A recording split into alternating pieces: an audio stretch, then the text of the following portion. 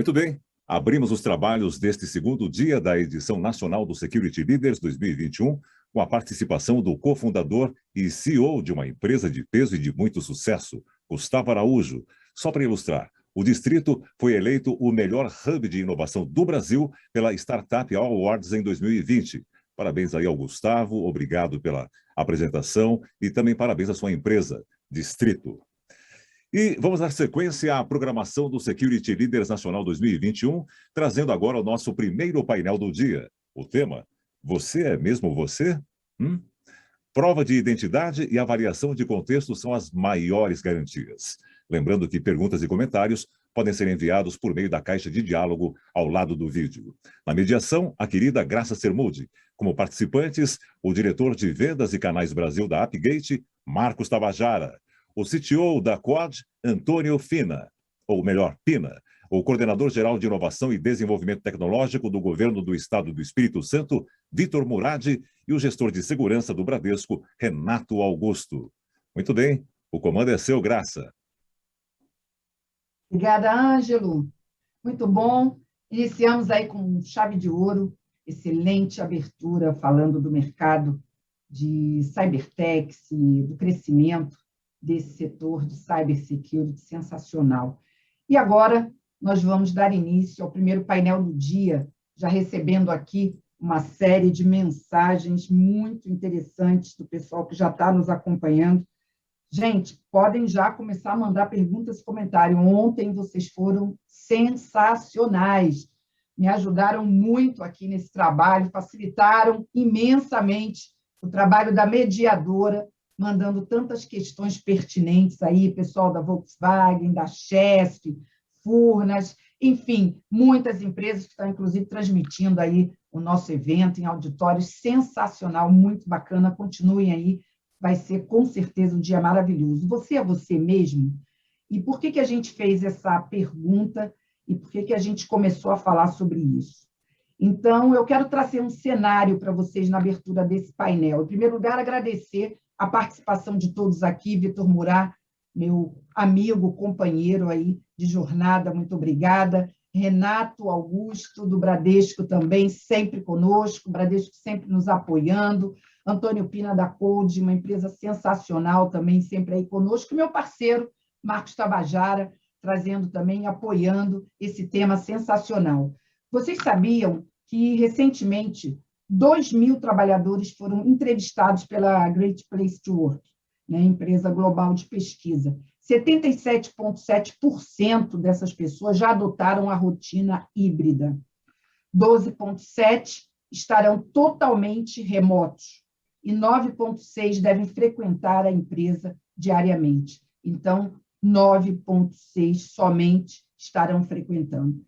Em outra publicação na Forbes, há cerca de 3 meses, vemos que isso pode ter bons resultados, e isso pode significar melhor performance, melhor produtividade e também lucratividade da empresa.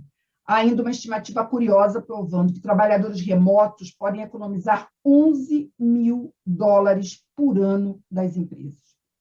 Em suma, as pesquisas mostram que realmente esse mercado e esse modelo ele tende a crescer a passos largos. Então, nós temos que pensar agora como a cibersegurança vai se comportar nesse cenário. Durante a pandemia, todo mundo correu, né? Não dava para pensar em como fazer isso. E todo mundo fez, de qualquer forma, boa, mais ou menos, um pouco ruim, não importa, foi feito. Agora nós estamos olhando, fazendo um balanço um pouquinho do que foi feito, mas pensando principalmente no próximo ano. O que a gente pode fazer para ajustar esse modelo, para fazer com que a segurança crie realmente um ambiente propício e seja, mais do que isso, viabilizadora desse modelo. Sem segurança não vai funcionar nada disso. A gente sabe, nós teremos grandes problemas. E nós sabemos que o cenário de cyber está aí mostrando que o outro lado da força, com certeza, está se aproveitando dessas brechas num momento tão difícil de readequação do modelo.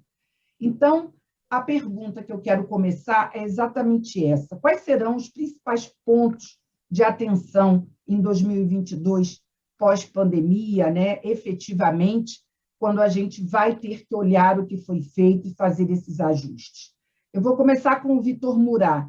Vitor, você, em outra oportunidade aqui no meu programa, falou sobre isso, né? A gente comentou sobre como é que foi a correria e tudo mais. Mas, olhando para 2022, o que está na sua agenda de ajustes para que a segurança, do ponto de vista principalmente de acesso a todos os dados remotamente, esteja mais ajustada? Quais são os desafios para você? Bom dia, Graça. Obrigado pelo convite. Nós temos 11 anos de parceria, né? Uma inovação da sua parte. Bom dia, colegas aí. Vitor, nós estamos tendo um probleminha de estar picotando um pouquinho o seu áudio. Vai melhorar aqui. Está ouvindo bem? Agora sim, melhorou para mim. Então, bom dia, Graça, novamente. Bom dia. Obrigado pelo convite. Bom dia, colegas painelistas. Nós realmente temos esse desafio, né, Graça? Falei em algumas outras oportunidades. A pandemia veio, em alguns casos, principalmente o governo, catapultar nossos desafios, nossos enfrentamentos. E a gente tem uma questão agora muito importante, porque o governo também não pensa em voltar atrás com relação a teletrabalho e acessos remotos. O que no passado era uma heresia, né? Não se falava de jeito nenhum de funcionário público em casa, hoje já virou um padrão para nós. O problema é que o funcionário público tem fé pública quando ele trabalha nos processos, seja eles no papel ou seja eles no eletrônico. E agora é tudo eletrônico. E como é que eu controlo essa turma à distância se eu não sei o que eles estão fazendo e como eles estão fazendo? Ou seja, qualquer acesso indevido já vai vir com fé pública. Olha o desafio. Então, nós estamos trabalhando agora pesadamente para essa agenda 2023, com gestão de identidades, para que a gente tenha assertividade e segurança para que esse funcionário realmente remoto possa exercer de forma segura e de forma legal esses acessos e o seu trabalho. Ou seja, a responsabilidade do serviço público aumentou quando você coloca pessoas em acesso remoto. Então, nossa pauta de 2023, principalmente, Graça, vai ser gestão de identidades, para que a gente realmente tenha segurança nesses acessos remotos. Para começar, seria isso, Graça. Perfeito, excelente, muito bom. Vitor Murat respaldando aí o que nós estamos comentando. Pessoal da audiência, quero lembrar vocês aqui, a minha técnica está me avisando que já está disponível uma enquete aí na nossa tela de transmissão, e ao lado, vocês estão acompanhando aí, temos nosso placar aí com todos os nossos painelistas, eu estou aí também, mas é bom vocês olharem aí para o lado e vocês vão ver que tem uma enquete. A pergunta é: sua empresa tem projeto para trocar de VPN?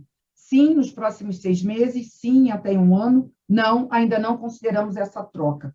E daqui a pouquinho a gente já vai ouvir aqui do Marcos Tabajara, porque a Upgate escolheu essa enquete para esse debate. Antes disso, Tabajara, vamos ouvir mais um pouquinho agora a realidade e como está a agenda de todos esses líderes, né, nesse próximo ano.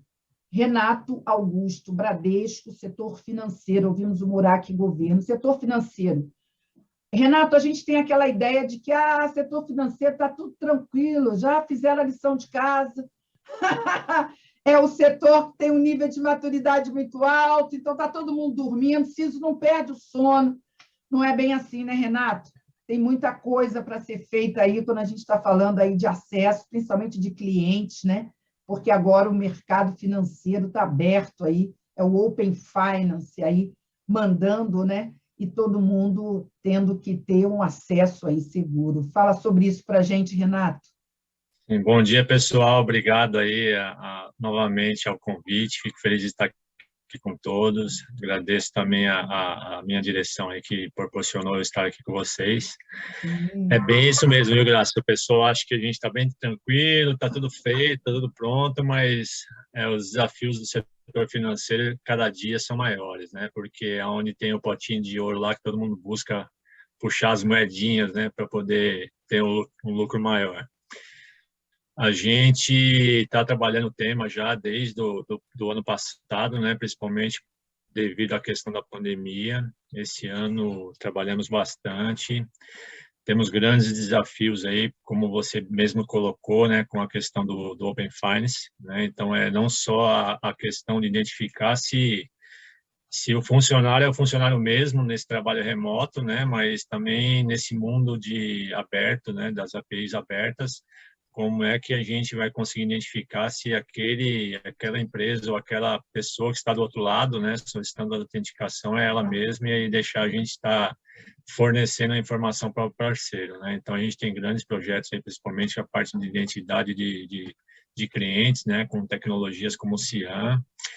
Também estamos revendo as questões de autenticação dos nossos funcionários, né, principalmente nessa questão de mundo híbrido, onde algumas vertentes já falam que também o token já não é tão mais suficiente, né, temos que ter outros fatores além de autenticação com o token, né, validação do usuário, adaptação da autenticação, né, a parte comportamental também ela envolve muito com relação a isso, né, então são grandes os desafios e a gente cada dia está se debatendo com novas ameaças, né? Então isso realmente nos preocupa porque, principalmente no mundo de nuvem, né, a questão da identidade ela é fundamental para poder garantir a segurança, né? Então esses são os grandes desafios que a gente tem aí pela frente.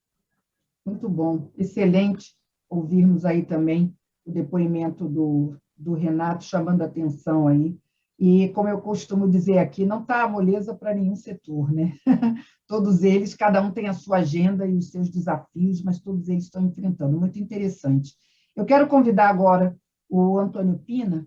E, Antônio, seria até interessante você falar um pouquinho, né, para a gente entender da Code. Eu sei que você já abriu o nosso evento, já tem participado bastante conosco. É muito legal a gente contar com você, que tem uma visão, né, não só da segurança, e por isso eu trouxe você para esse debate. Nós estamos cada vez mais convidando, né, CTOs também, CIOs, porque a segurança agora ela tem realmente esse caráter cada vez de integração, né? Então, fala um pouco sobre isso, Antônio Pini, o que você acha que hoje, como CTO, é preocupante aí nesse calendário 2022 do ponto de vista de acesso e tudo mais.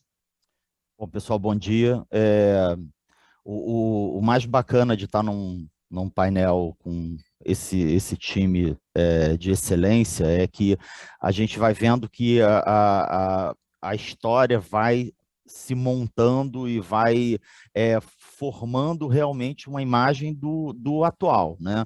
Então, a gente está ouvindo aqui as dificuldades de trabalho remoto, as dificuldades de segurança que a gente precisa, porque, assim, antigamente, né, lá há milênios atrás, era muito mais simples, você botava todo mundo numa sala fechada, desplugava os cabos para fora, estava tudo seguro, né? Hoje o mundo não é mais assim.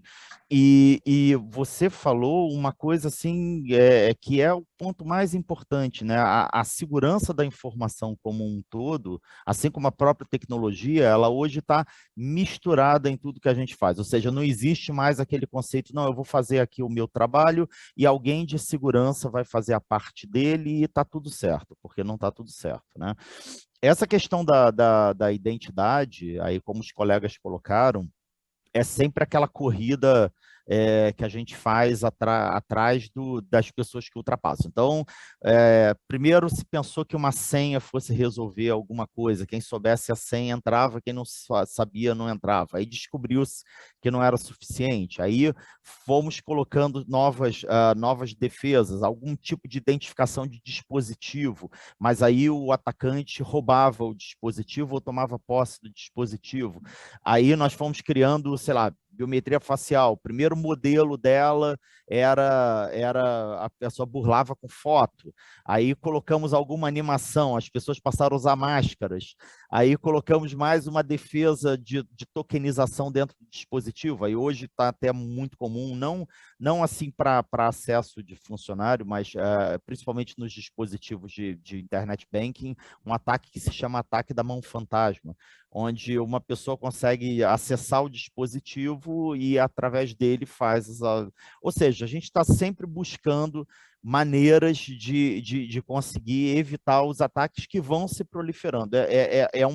Então, é uma corrida de maratona. Não existe essa bala de prata, né? E existem essas soluções tecnológicas que, além de resolver todo o passado que você já tem, você já se prepara para os novos desafios, tá? Então, na COD especificamente, como os colegas falaram, isso é desafiador. No nosso caso, que é onde a gente tem similar aí ao Bradesco, a gente tem dados protegidos por sigilo bancário, vazamento de dados é um problema para nós, exfiltração desses dados, e aí o controle dessas pessoas que têm acesso agora remoto, né? Agora que você não está mais vendo ele do lado, ele não está trancado numa casinha, né? Ele pode estar de qualquer lugar, você finalmente controlar esse pessoal é um desafio de fato, tá? Exato, eu imagino. E saibam que aqui na nossa audiência, né, muitos aqui se solidarizando aqui em todas as áreas. Então, nós estamos aqui, claro, representando aqui uma parcela, né, dos líderes e das indústrias, mas aqui, pessoal da área industrial, pessoal de varejo, todo mundo dizendo, nossa, é isso mesmo, na nossa agenda, Tabajara, pelo que a gente está acompanhando aqui, essa questão realmente, dessa pergunta, você é você mesmo, que a gente colocou na abertura, ela se tornou realmente muito importante e está, sim, quase que como prioridade na agenda de vários líderes em todas as indústrias aí em 2022, Tabajara. Então, eu queria que você comentasse, né, inclusive, as colocações que foram feitas aqui e também falasse um pouquinho por que dessa pergunta instigante aí que você nos sugeriu para a nossa enquete nesse painel. Bom dia, Graça, bom dia, amigos aqui do painel e todos os assistentes que estão nos assistindo aí online. É um prazer e uma honra muito grande estar aqui. Na verdade, o Mural, o Renato e o Pina deram aí um depoimento. O Pina teve uma pegada histórica aí que quase derrubou toda a minha argumentação. Subiu a barra, Pina, subiu a barra. Mas a turma aqui é boa. É que, na verdade, hoje eu vim pronto para jogar gasolina na conversa, né? Eu não vim para apaziguar, foi só para jogar gasolina, mas o Pina, o Renato e o Mural já colocaram bastante combustível nesse agente catalisador. Mas, na verdade, pegando o gancho de todo mundo, a gente vem evoluindo historicamente, mas os hackers aí quase sempre estão 1 ou 2 passos na nossa frente. Então, eu vou dar alguns dados aqui que vão levar a gente a elocubrar qual que é o caminho, que é base, o caminho já foi dado como depoimento pelos nossos amigos aqui do painel. Primeiro, a gente vem acompanhando aí, quando o Pina falou de senha a gente começou a usar, começaram a usar perto de 1965, foi o pessoal do MIT que começou com senha. VPN, pessoal, foi em 1993 e 96 mais massivo, só que naquela época era um ou outro escritório remoto para um headquarter, para um data center central e não tinha usuário remoto, né? Então, a gente vem evoluindo na infraestrutura. Mas o que vem pegando? Com isso aí a gente passou para olhar dispositivo, para olhar reconhecimento facial, sem por aí, e isso aí vem evoluindo. A questão da identidade é primordial, só que tem aí uma questão relacionada que a identidade é o ponto central, porque a gente para de olhar para dispositivos, para IP, para olhar e se centrar na pessoa, no usuário. Só que só a identidade já não é mais suficiente. Nós temos uma informação de uma empresa que fez uma pesquisa e ela deu o seguinte dado referente ao ano inteiro de 2020. 2021 ainda não acabou, ele não tem. Mas em 2020 eles constataram que na Deep e Dark Web estavam girando mais de 15 bilhões de credenciais. Pessoal, vou repetir, porque quando eu vi o dado pela primeira vez, eu pensei que fossem milhões e não bilhões. Mas 15 bilhões de credenciais estavam girando em 2020 em Deep e Dark Web. E muito simples, hein, pessoal? Você pode, na Deep e Dark Web, comprar um cartão de crédito roubado para comprar essas credenciais roubadas. E tem mais. Existem muitos serviços como Ransomware as a Service, Ataque as a Service, que você paga com esse mesmo cartão roubado, que custa aí entre 15 e 20 dólares, de vez em quando rolam umas promoções. Onde que eu quero chegar com isso? Não é para falar da facilidade, é que hoje é o seguinte, para você fazer um ataque, você não precisa mais ser um hacker com conhecimento profundo. Você precisa entender os caminhos e os processos. e você consegue realmente atacar. O que a gente viu? Um ganho exponencial, um aumento exponencial de ataques baseados em phishing como principal vetor de ataque para roubo de credenciais, ou seja, roubo de identidades. Então, está na hora da gente realmente considerar outros pontos, como, por exemplo, contexto, prova de identidade, análise de ambiente dessa pessoa, é olhar a pessoa como a gente olha, como um psicólogo olha, quem que é, onde é que ela está, o que ela está fazendo, como é que ela dedilha, como é que ela se conecta, que é contexto. Então, fica aí esses dados, aí, essa análise aí, para a gente começar uma ótima conversa. Mais uma vez, Graça, super obrigado pelo convite, pelo painel. Muito bom, excelente. Eu quero trazer aqui alguns comentários, né, do Aldo Luiz. Ontem foi top, vamos para o segundo dia. A Milena também, excelente começar o dia com esse tema. Pessoal do Serpro também acompanhando e dando bom dia. Pessoal da Volks também aqui acompanhando, da Termomecânica também, mandando um abraço. E já uma pergunta aqui direcionada para o Renato Augusto. A pergunta do Dimitri, Renato, da Bemol, é a seguinte. Renato, biometria comportamental, na sua opinião, será mais uma camada de defesa mesmo, ou isso ainda é algo muito distante da realidade? Não, eu não vejo tão distante, não. Né? Eu vejo já está bem atual, né? Principalmente para as questões, né, de mobilidade. Isso é super importante, né? Principalmente não só trabalho remoto, né, mas as questões de mobilidade, né? Porque Sim. as pessoas acabam, né, se deslocando para ainda não tão frequente, mas se deslocando para reuniões, viagens ou algo nesse sentido, né? E isso acaba trazendo realmente uma certa garantia aí de você ter a validação, né, se a pessoa é a pessoa mesmo, né? Que é o tema principal aqui da palestra, né? Exato. A gente tem que trabalhar isso cada vez mais, né? Trazer também para essa situação desse trabalho híbrido, né? E acho que não vai ter né, como o Pina falou, né? Não vai ter uma bala de prata que a gente vai falar assim, ó, essa tecnologia aqui que é suficiente, né? Porque a evolução dos ataques, elas estão se tornando cada vez mais rápidas, né? Principalmente com o uso de inteligência artificial para bypassar os controles, né? Identificar furos que possam ser utilizados para bypassar. Então, eu entendo que, acho que junção de soluções, né, vão garantir a segurança da identidade no futuro, né, no futuro bem próximo, né? Perfeito. Tabajara, tem uma colocação aqui do Fabiano Golfre, do grupo ABC também, pessoal de varejo aí nos acompanhando. Ele diz o seguinte, Tabajara, assustador esse dado que você trouxe aí da Deep Web, anotei aqui 15 bilhões de credenciais. E ele avança numa pergunta, numa questão que outros também estão levantando, Tabajara, até diante do que o Pina colocou, o Vitor. Como que você vê, quando você defende essa questão da identificação por contexto, como que você imagina uma estratégia onde se possa unir esse modelo com todos esses sistemas também de acesso, token, senha? Qual é a tua visão sobre... É tudo ao mesmo tempo agora? Isso é uma coisa que pode funcionar? E como o próprio Renato colocou, o Pina reforçou, não tem uma bala de prata. O pessoal quer entender um pouco como se junta tantas tendências nesse mundo da identidade do acesso. A base de concordância é que realmente não existe bala de prata. Mas o que a gente tem acompanhado aí é que do outro lado da mesa, né, do outro lado da internet, os hackers estão usando uma série ou várias técnicas de ataque combinadas entre si. O exemplo que o Renato deu, eles estão usando inteligência artificial, que até pouco tempo era uma premissa de tecnologia, né, de fabricantes de segurança ou de BI, por exemplo.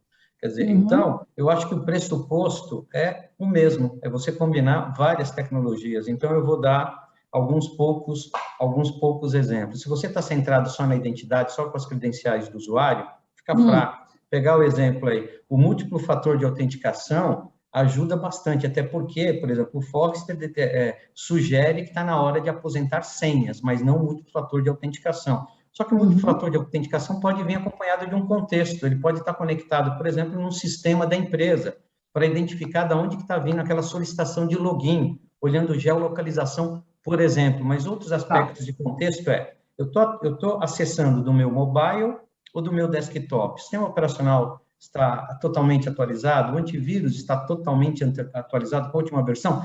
Tem algum sistema, algum aplicativo que está no meu smartphone, no meu desktop, laptop, que não deveria estar, ou ao contrário, para conectar na minha rede tem que ter aqui esse aplicativo. Vou dar um exemplo que eu achei maravilhoso. Um cliente nosso, ele criou o terceiro fator de autenticação, obrigando todos os usuários a estarem com o Spotify, aquele aplicativo de compartilhamento de música, on.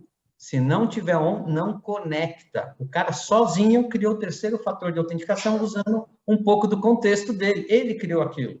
Quer dizer, então você tem que criar alguns caminhos aí olhando o contexto, onde que a pessoa está, dia e hora da semana, se ela pode usar. Então, juntando algumas coisas que fazem sentido para o seu negócio e para a conexão segura. Então, na hora que você junta tudo isso, você fortalece o acesso seguro à sua infra. Perfeito.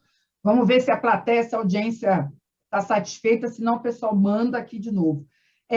Antônio Pina, a Sandra Santos Rosa, da Banese Card, está fazendo uma colocação aqui, estou tentando trazer, eu acho que essa colocação pode ser para você. Hoje, os birôs de consultas, de documentos, de dados, está muito difícil da gente ter a confiança, ter a validação, saber se aquela informação realmente é correta. Então, Pina, vocês que trabalham muito com isso hoje, né? O acesso a essas informações, além da validação de tudo isso, como é que está sendo esse desafio para vocês, Pina? Então, é uma pergunta muito boa, é um bom ponto. O que acontece com a validação de dados, de uma forma geral, é que você precisa, obviamente, de fontes confiáveis, né? E isso, assim, falando de dados, né, de uma forma geral. Então, vamos dizer que eu tenho uma lista de endereços que podem pertencer ao Antônio Pina, né? E eu preciso saber com alguma confiança quais daqueles endereços são, digamos assim, os mais válidos possíveis, tá? Agora, existem algoritmos no mundo de dados, como recência e frequência, que você usa para localizar e ter algum acerto do endereço. Mas isso pode ser burlado quando você está recebendo uma infinidade de dados de fontes diferentes que vão acabar ganhando na recência e na frequência e vão te levar para um endereço assim desconhecido, tá? E aí a maneira da gente resolver isso eu vou até fazer um ponto em cima da importância dessa pergunta, né? Nós vimos vazamentos de dados grandes no passado.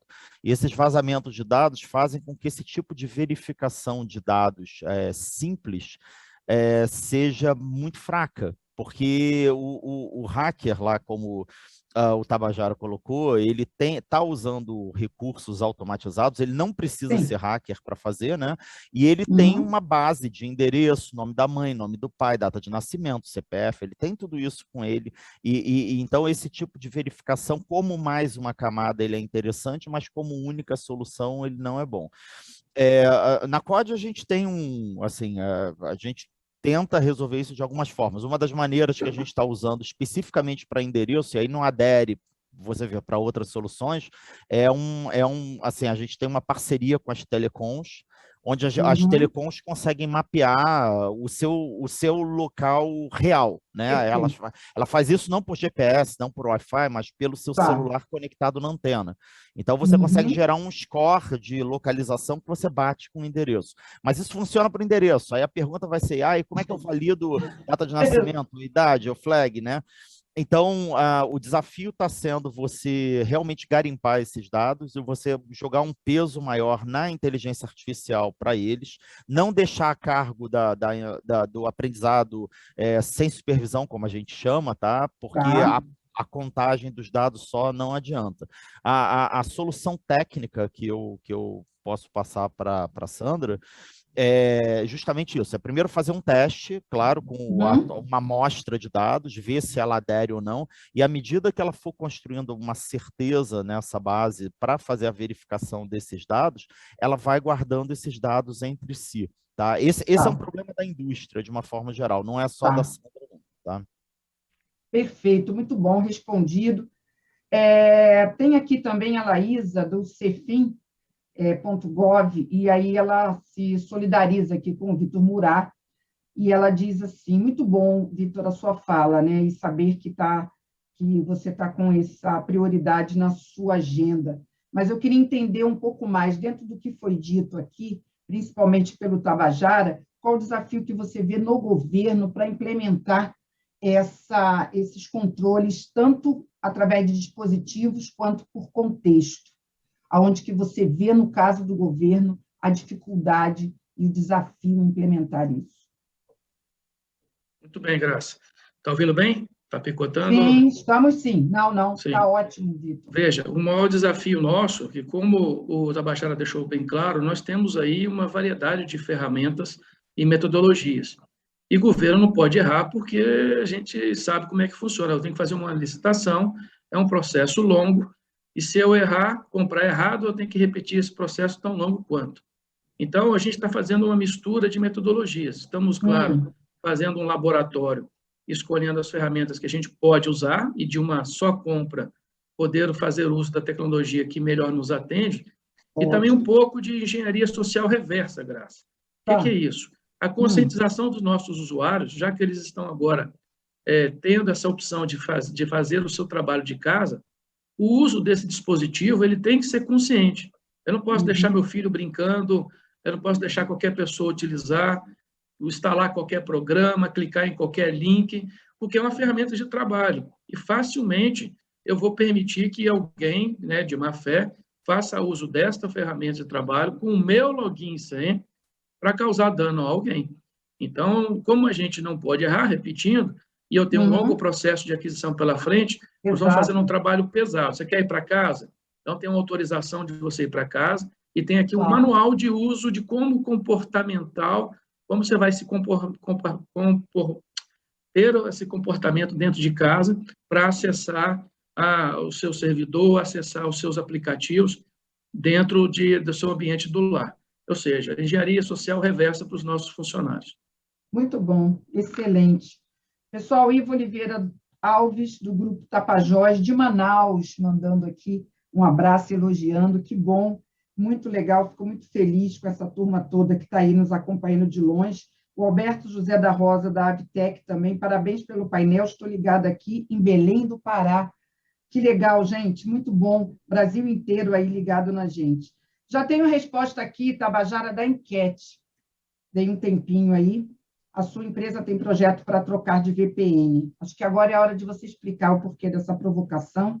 Então, a primeira opção, sim, nos próximos 6 meses, 7,8%. Em até um ano, 7,8%. Não, ainda não considera essa troca, 84,3%. VPN, então, sendo aí, Tabajara, realmente a grande maioria das empresas utilizando VPN. Por que você colocou essa pergunta provocativa? Por um aspecto tecnológico e também tem uma previsão de potencial de mercado para a minha empresa. A verdade é essa. Qual que é a questão?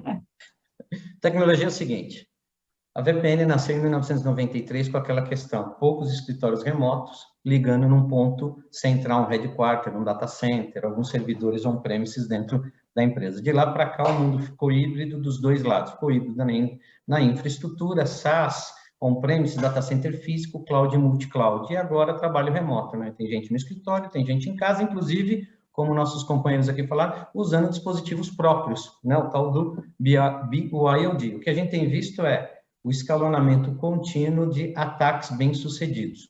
Ponto. Parte disso seguinte, a infraestrutura evoluiu, mas o modelo de conexão não, continua usando VPN. Qual que é a questão de VPN? VPN é o revés, é o contrário de Zero Trust. Por quê? VPN conecta o usuário, depois ela valida. Zero Trust fala o contrário. Primeiro você valida, depois você conecta. E outra coisa, VPN te leva o usuário até o gateway de entrada da infraestrutura.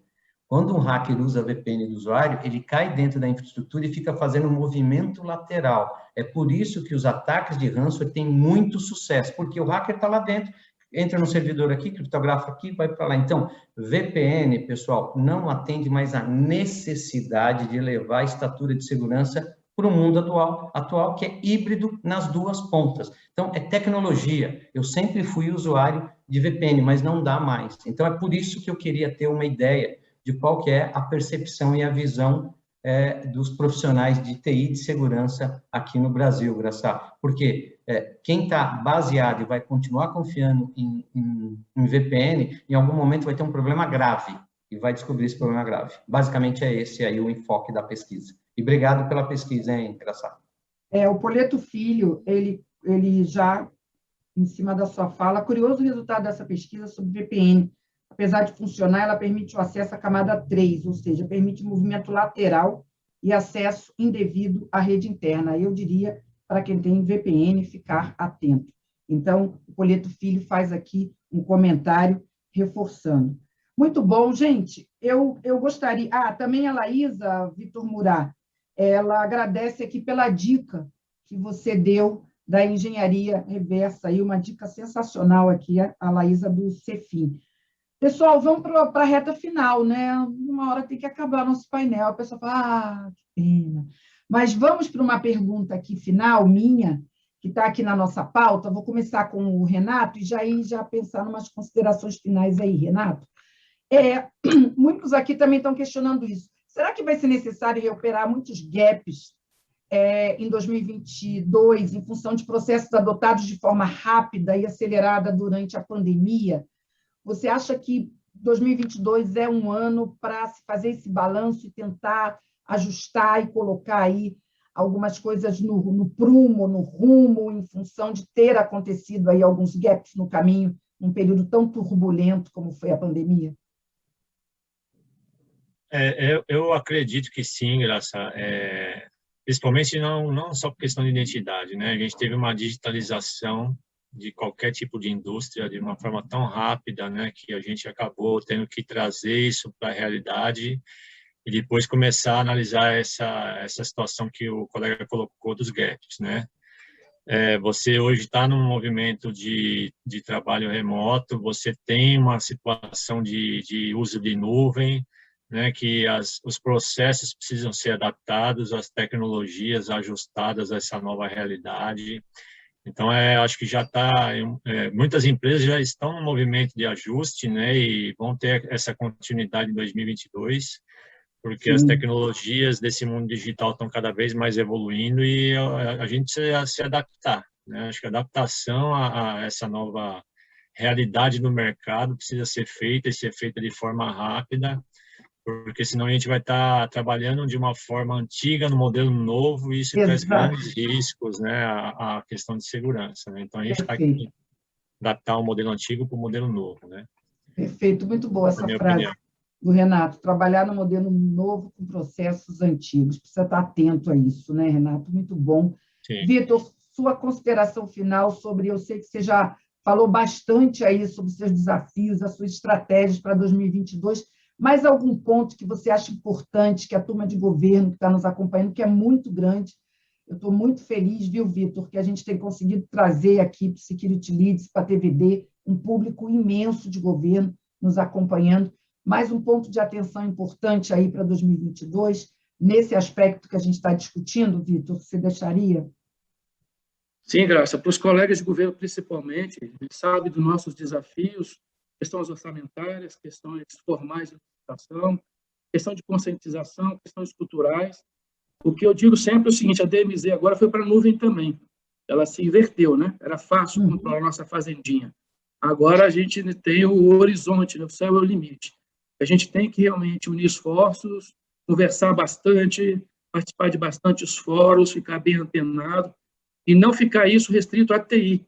Nós temos que envolver as áreas de negócio, temos que envolver os gestores, porque a conscientização agora é a maior ferramenta que nós temos para apoiar esse desafio de onde está a segurança, onde está o usuário, onde está tudo na nuvem, a gente não sabe aonde.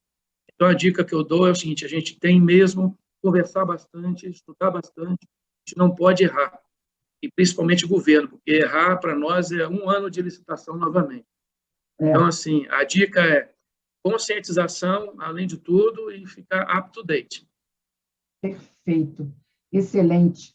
Antônio Pina, dentro do seu negócio, com os desafios aí, tanto da qualidade do dado, do acesso rápido, mas também de quem acessa, que ponto de reflexão, de atenção você deixaria aí para o próximo ano, que é importante nesse período aí que agora a gente vai viver de pós-pandemia? Ajustes, né? Recuperar alguns gaps, porque todo mundo correu, isso foi, assim, uma constante no mercado.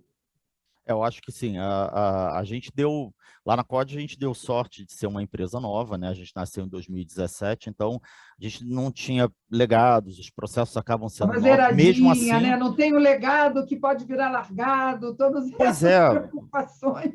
Mas assim, mesmo assim a gente participou aí do processo do viradão, todo mundo às pressas, né? para botar o pessoal em casa. Então, eu acho que 2022 tem uma análise de gaps, é claro, tem uma questão de PDCA que é contínuo, e o ponto que eu gostaria de somar aqui aos colegas, acho que foi um ponto muito positivo do Renato falar dos processos. Acho que a gente ouviu os desafios aí do governo, que são gigantes, né? A gente que é do setor privado, a gente passa longe dos desafios dentro do governo.